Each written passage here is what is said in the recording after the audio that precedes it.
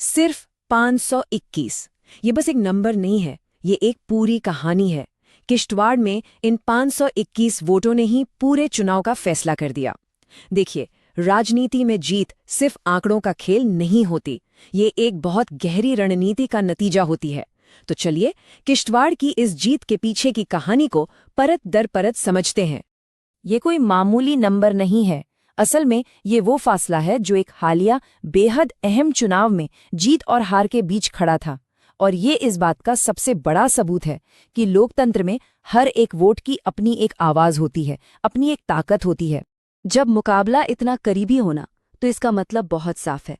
इसका मतलब है कि हर दरवाजे पर दी गई दस्तक, हर वोटर से की गई एक एक बात और हर एक इंसान का जीता हुआ भरोसा उस आखिरी नतीजे में मायने रखता था। किश्तवाड़ एक ऐसा विधानसभा क्षेत्र जहां लगभग 87,000 मतदाता हैं और वहां जीत का अंतर बस इतना सा। तो इस विश्लेषण में हम उस रणनीति को डिकोड करेंगे जिसने इस बेहद मुश्किल जीत को मुमकिन बनाया, और साथ ये भी देखेंगे कि भविष्य के चुनावों के लिए इससे क्या सबक लिया जा सकता है। 2024 का किश्तवाड़ नतीजा, ये सिर्फ एक चुनावी जीत नहीं थी, ये एक तरह का संकेत था। संकेत इस बात का कि सही रणनीति, सटीक योजना और लोगों की नब्ज की गहरी समझ के साथ सबसे मुश्किल लड़ाई भी जीती जा सकती है। अब जरा इन आंकड़ों पर गौर कीजिए।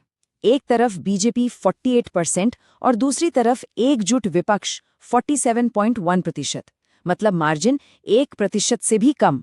तो असली सवाल ये नहीं है कि जीत कैसे हुई, बड़ा सवाल तो ये है कि जब पूरा विपक्ष एक साथ था, तब भी बीजेपी उम्मीदवार ने वो अतिरिक्त 0.9% वोट कहां से हासिल किए जो जीत के लिए निर्णायक साबित हुए।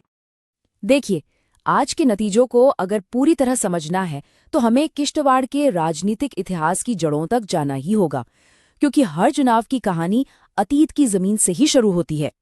ये टेबल सिर्फ बढ़ते हुए नंबर नहीं दिखा रहे, ये दशकों में मतदाताओं की बदलती हुई सोच की कहानी है। जरा सोचिए, 1983 में जहां बीजेपी का वोट शेयर 5% से भी कम था, वो 2024 तक आते आते 48% पर कैसे पहुंच गया? और जो ताकतें कभी यहां बहुत हावी थी, वो आज कहां खड़ी हैं? ये चार्ट उस लंबे सफर को एक ही तस्वीर में बिल्कुल साफ साफ दिखाता है। लेकिन एक बात तय है, ये कामयाबी रातों रात नहीं मिली। ये सालों की मेहनत, जमीनी स्तर पर लगातार काम करने और वोटरों के साथ धीरे धीरे एक गहरा रिश्ता बनाने का नतीजा है। इस बात का मतलब बहुत सीधा है। किश्तवाड़ा में वोटर किसी एक पार्टी से हमेशा के लिए बंधा हुआ नहीं है। वो मुद्दों पर वोट देता है। वो उससे वोट देता है जो उसकी समस्याओं को बेहतर तरीके से समझता है और हल करने का वादा करता है। ये पार्टियों के लिए एक चेतावनी भी है और एक बहुत बड़ा मौका भी।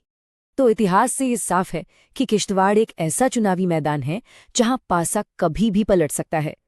अब ये देखते हैं कि 2024 में जमीन पर असल में हुआ क्या, जिसने इस नाजुक जीत को मुमकिन बना दिया। किश्तवाड़ का जो सामाजिक ताना बाना है, वो बहुत मिला जुला और जटिल है। यहाँ अलग अलग समुदाय के लोग एक साथ रहते हैं। ऐसे माहौल में पार्टियां अक्सर पहचान के आधार पर वोटरों को लामबंद करने की कोशिश करती हैं। पर सवाल ये है कि क्या ये रणनीति हर बार काम करती है, या वोटर अब इससे आगे भी देख रहा है? इस जीत के पीछे कई परतें थीं। एक तरफ एक ऐसे उम्मीदवार थीं जिनकी निजी कहानी लोगों के दिलों को सीधे छू रही थी। दूसरी तरफ एक मजबूत विपक्षी गठबंधन था जिसने बीजेपी विरोधी वोटों को बिखरने से रोकने की पूरी कोशिश की। इन सब के बीच पिछले चुनावों से बनता बीजेपी का मोमेंटम और समाज के भीतर की गहरी लकीरें, इन सब ने मिलकर इस चुनाव को एक रणनीतिक शतरंज की बिसात बना दिया था। किसी भी चुनाव अभियान का विश्लेषण करने के लिए हम चतुर्मुख सिद्धांत नाम के एक फ्रेमवर्क का इस्तेमाल करते हैं। ये हमें किसी भी कैंपेन को 4 अलग अलग नजरियों से देखने में मदद करता है: चुनावी ताकत, सांगठनिक ताकत, नैरेटिव यानी कहानी, और संसाधन। पहला स्तंभ, चुनावी ताकत। यहाँ मामला मीडियम था। एक तरफ शगुन परिहार की कहानी थी जो आतंकवाद के दर्द से जुड़ी थी और लोगों से एक भावनात्मक रिश्ता बना रही थी। लेकिन दूसरी तरफ एक एकजुट विपक्ष था जो हर एक वोट के लिए लड़ रहा था। तो ये एक क्लासिक मुकाबला था जहां एक मजबूत कहानी का सामना एक मजबूत चुनावी गणित से था। दूसरा स्तंभ है संगठनिक ताकत। यहाँ ग्रेड लो है। शहरों में तो पार्टी की पकड़ थी, लेकिन असली चुनाव तो दूर दराज के गांवों में बूथ पर लड़ा जाता है। और वहां जमीनी स्तर पर संगठन विपक्ष के मुकाबले थोड़ा कमजोर था। कार्यकर्ताओं की ये कमी एक बड़ी चुनौती थी। तीसरा स्तंभ है नैरेटिव। उम्मीदवार की टेक्नोक्रेट बनाम आतंकवाद वाली कहानी बहुत शक्तिशाली थी, लेकिन राष्ट्रीय स्तर पर पार्टी की कुछ नीतियों को लेकर स्थानीय लोगों में थोड़ी बहुत नाराजगी भी थी। तो इस नाराजगी को दूर करना और उम्मीदवार की व्यक्तिगत अपील को सबसे आगे रखना, ये एक बड़ी चुनौती थी। और चौथा स्तंभ संसाधन। यहां पार्टी को मजबूत हाई ग्रेड मिला।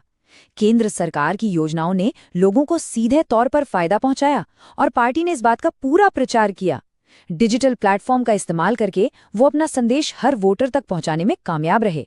रणनीति और आंकड़े ये सब अपनी जगह है, लेकिन चुनाव आखिरकार लोगों के बारे में होता है, उनकी उम्मीदों और उनकी परेशानियों के बारे में। तो आइए अब ये सुनते हैं कि किश्तवाड़ के लोग असल में कह क्या रहे थे। जब हम इन नंबरों और फ्रेमवर्क्स से आगे जाके सीधे लोगों से बात करते हैं, तो क्या उनकी चिंताएं नेताओं के वादों से मेल खाती हैं? चलिए देखते हैं कि किश्तवाड़ के लोगों के लिए सबसे बड़े मुद्दे आखिर थे क्या। सुरक्षा का मतलब सिर्फ आतंकवाद से बचाव नहीं होता। इसका मतलब ये भी है कि लोग अपने बच्चों को बिना किसी डर के स्कूल भेज सकें। खराब सड़कों का मतलब सिर्फ असुविधा नहीं है, इसका मतलब ये भी है कि कोई बीमार इंसान वक्त पर अस्पताल नहीं पहुंच सकता। ये वो असली मुद्दे हैं जो लोगों की जिंदगी को हर रोज प्रभावित करते हैं। देखिए, एक करीबी जीत को एक स्थायी जनादेश में बदलना एक अलग ही तरह की चुनौती है। इसके लिए सिर्फ वादे करने से काम नहीं चलेगा, बल्कि उन्हें जमीन पर उतारकर पूरा भी करना होगा। तो अगले 5 साल का रोड मैप क्या होना चाहिए? एक सफल चुनाव अभियान एक सैन्य अभियान की तरह होता है। हर कदम की योजना पहले से बनाई जाती है, हर संसाधन का हिसाब रखा जाता है। चुनाव से 90 दिन पहले तैयारी शुरू होती है और चुनाव के दिन तक कुछ भी किस्मत पर नहीं छोड़ा जाता। ये पूरी तरह से सटीकता और अनुशासन का खेल है। और शासन में भी वही अनुशासन जरूरी है। जमीन से जुड़ाव का मतलब सिर्फ बैठ के करना नहीं, बल्कि लोगों की समस्याओं को सुनना और उन्हें हल करने के लिए काम करना है। भावनात्मक विश्वास का मतलब सिर्फ उम्मीदवार की कहानी सुनाना नहीं, बल्कि लोगों को ये यकीन दिलाना है कि आप मुश्किल समय में उनके साथ खड़े हैं। तो अंत में हम उसी सवाल पर वापस आते हैं, जब जीत इतनी करीबी हो तो ये क्या है? बदलाव का जनादेश या एक बटे हुए समाज का संकेत? मेरे विचार में ये दोनों हैं। ये बदलाव का एक जनादेश जरूर है, लेकिन ये इस बात का भी संकेत है कि समाज में गहरी दरारें हैं और इन दरारों को भरे बिना कोई भी बदलाव स्थायी नहीं हो सकता। किश्तवाड़ का भविष्य इस बात पर निर्भर करेगा कि विजेता इन दोनों चुनौतियों का सामना कैसे करता है। अगर आप भी एक जनकेंद्रित नेता बनना चाहते हैं और अपने क्षेत्र का विकास करना चाहते हैं, तो blueprintstrategies.ai से संपर्क करें। mgr@blueprintstrategies.ai पर या 0A04204160 पर कॉल करें। Purpose beyond politics.